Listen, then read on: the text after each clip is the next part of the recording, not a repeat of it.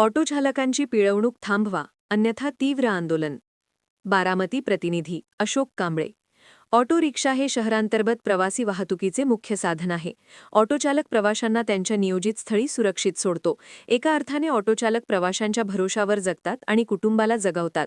मात्र सरकार नवनवीन धोरणाच्या नावाखाली ऑटोचालकांसमोर अडचणी निर्माण करून त्यांना वेठीस धरत आहे. त्यांची पिळवणूक करून तोंडचा घास हिरावण्याचा प्रयत्न होत आहे. पुढेही असे सुरू राहिले तर राज्यभर तीव्र आंदोलन उभारू, असा इशारा ऑटो रिक्षा कृती समितीचे पश्चिम उपाध्यक्ष प्रशांत नाना सातव यांनी दिला. येथील आरटीओ कार्यालयावर बुधवार 8 एप्रिलला ऑटोचालकांनी आंदोलन केले. यावेळी मारेबाजी करण्यात आली. श्री सातव यांच्या नेतृत्वाखाली व बारामती दौंड इंदापूर कृती समितीचे सचिव डॉ. भीमराव मोरे, अण्णा समिंदरे, अशोक कांबळे, किशोर कांबळे, दादा शिंदे, लियाकत सय्यद, राजू मदने, भीमा अण्णा विंचुरकर, संभाजी मदने, राजेश बोर्डे यांच्यासह मोठ्या संख्येने ऑटो रिक्षा चालक सहभागी झाले होते. रिक्षा चालकांवर महामंडळ नोंदणीची सक्ती थांबवा, अन्यथा तीव्र आंदोलन. बारामती प्रतिनिधी.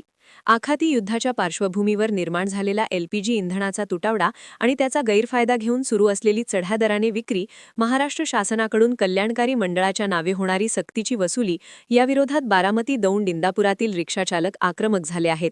ऑटो रिक्षाचालक मालक संघटना संयुक्त कृती समितीच्या वतीने बुधवारी दुपारी आरटीओ कार्यालयासमोर निषेध आंदोलन करण्यात आले. यावेळी शासनाच्या भूमिकेविरोधात घोषणाबाजी करण्यात आली.